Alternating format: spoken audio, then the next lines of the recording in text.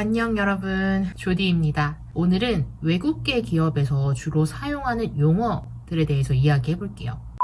간단하게 세 가지로 좀 나눠볼게요. 입사 전후로 정말 중요하게 알고 있어야 되는 용어, 직무 관련 용어, 업무 시 사용되는 용어인데 조금 생소한 언어들, 이렇게 세 가지로 제가 정리해서 이야기해 보겠습니다.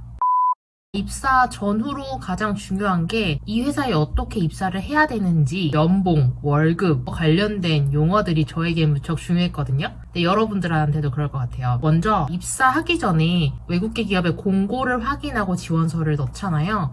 거기서 JD라는 용어를 아마 확인하실 수 있을 거예요. 이거는 Job Description이라는 이 직무는 어떤 것에 대한 거다라고 상세히 써져 있는 부분을 보통 JD라고 해요. 너 JD 확인했어? 뭐 이런 식으로 헤드헌터들이 말을 하거든요. 그래서 JD 요거 알아두시면 좋고요. JD를 확인한 다음에 우리가 어플라이 할 때 뭐를 첨부하죠? 네, 맞습니다. 리주메를 첨부하죠. 리주메라고 하기도 하고 CV라고도 하죠. 이거는 이력서고요. 이력서와 별개로 커버레터라는 게 또 존재해요. 지원 동기서, 자기소개서 같은 걸로 개념을 이해하시면 됩니다. 그래서 외국계 기업을 지원하실 땐 두 가지 서류가 필히 있어야 되는데 바로 그게 리주메, CV, 이력서랑 커버레터. 그 다음에 우리가 이렇게 CV하고 커버레터를 가지고 JD를 확인했는데 내가 여기 지원해도 되나? 안 되나?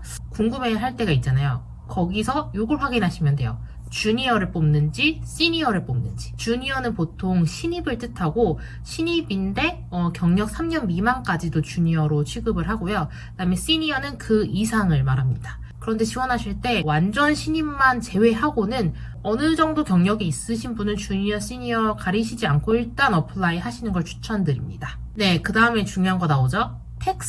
텍스가 뭐죠? 네, 우리 잘 알고 있을 거예요. 세금이란 걸 뜻하고요. 월급 급여 명세서, 요거를 페이슬립이라고 해요. 페이슬립을 확인하고 싶을 때가 간혹 있어요. 보통 한국에 정착을 오래 한 외국계 기업 같은 경우는 격리팀이라고 하죠. 한국에 있을 텐데 한국에 정착한 지 오래되지 않은 외국계 기업이라든지 좀 소규모 외국계 기업들은 진짜 본사에서 쏴주거든요.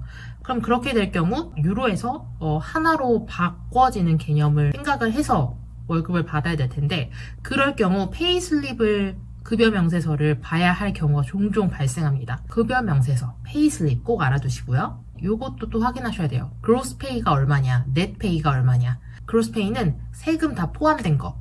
근데 이제 넷 페이는 정말 내가 받는 거 있죠. 세금 다 빼고 알아두셔야 돼요. 직무 관련된 용어를 알아볼게요. 그 전에 우리가 컨트랙이라고 해서 외국계 기업에서 일을 하시게 되면 또는 해외 취업을 하시게 되면 컨트랙을 쓰게 돼요. 계약서를 쓸 때 또 우리가 확인해야 될 게 있어요.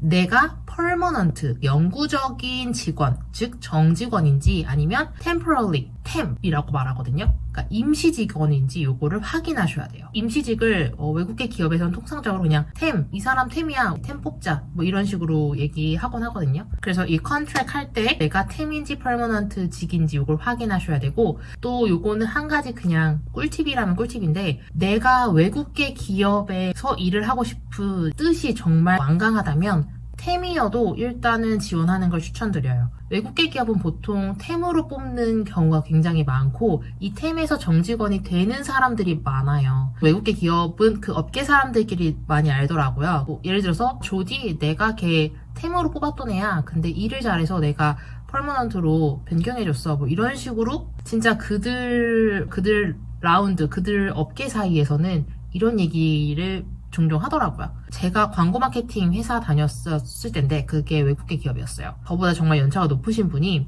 정말 유명한 외국계 화장품 회사를 말하면서 걔가 거기 차장으로 갔더라. 근데 사실 걔 나랑 어디서 처음 만나가지고 템이었는데 정규직으로 만들었던 애다. 뭐 이런 식으로 얘기를 하시더라고요. 그러니까 외국계는 템으로 시작해서 정규직이 될 수도 있는 케이스가 많기 때문에 물론 어떤 상사를 만나냐에 따라 다르지만 그 상사가 얘 템이지만 일 되게 잘한다 하면 정규직으로 변경을 잘 해줘요. 그래서 여러분들이 외국계 기업의 뜻이 정말 완강하신 분이라면은 정규직으로 가시면 뭐 베스트이긴 하지만 템도 괜찮다. 그 다음에 직책들 보면은 영어로 막 약자로 써져 있을 때가 많아요. CM이래. 나는 CM이에요. CM직을 맡고 있어요. CM이 뭐지? 경우에 따라 다른데 커뮤니케이션 마케터일 수도 있고 커뮤니티 마케터일 수도 있어요.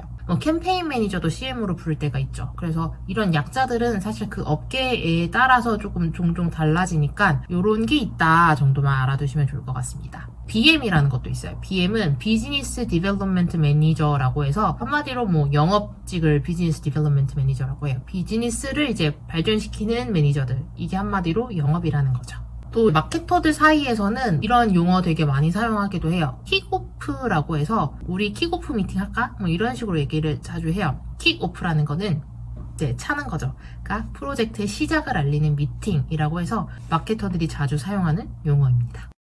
업무 시 사용되는 용어인데 조금 생소한 거, 뭐 저한테만 생소한 걸 수도 있어요. 한번 얘기해 볼게요. ASAP, ASAP이라고 하죠. As soon as possible의 함축어예요. 영어로 이메일 쓰다 보면 마지막에 ASAP 뭐 이렇게 이메일을 받곤 해요. 그러니까 이거 좀 가능한 한 빨리 답장 줄래? 이럴 때 ASAP를 씁니다.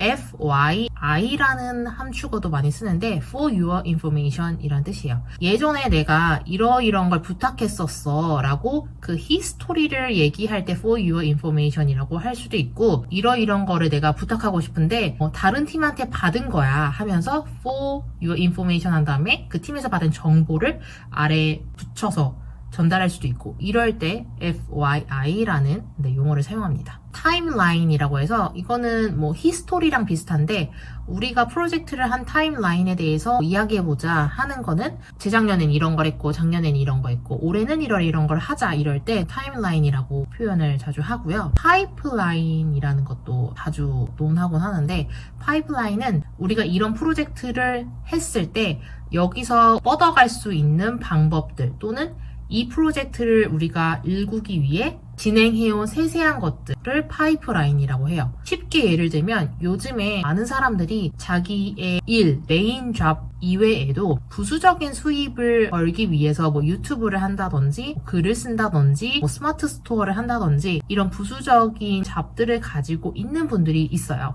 이런 거를 그 분들의 수익 파이프라인이라고 말할 수 있습니다. ROI 뭐죠? Return on Investment라고 해서 투자한 대비 우리가 수익률이 얼마나 되냐 이 ROI를 굉장히 많이 따져요. 영업직들은 당연히 따질 거고 마케팅 하시는 분들도 우리가 마케팅에 이만큼 투자했는데 얼만큼 효과를 낼 수 있냐 이런 거 얘기할 때도 정말 ROI 많이 따집니다. 네, 끝으로 캠페인이라는 단어 외국계 기업 다니면서 제일 한 단어예요. 뭐냐면 캠페인이라는 거는 외국계 기업에서 일하기 전에는 좋은 일에 뜻을 동참하는 캠페인 이런 걸 캠페인이라고 부르잖아요. 모금 활동 캠페인 이런 걸로만 캠페인의 뜻을 알고 있었는데 어떤 비즈니스를 할 때 그 비즈니스의 활동 또는 활동을 시작한다 이거를 캠페인이라고 명칭하더라고요. 처음에 이 캠페인이라는 단어를 사용할 때 조금 어색했었어요.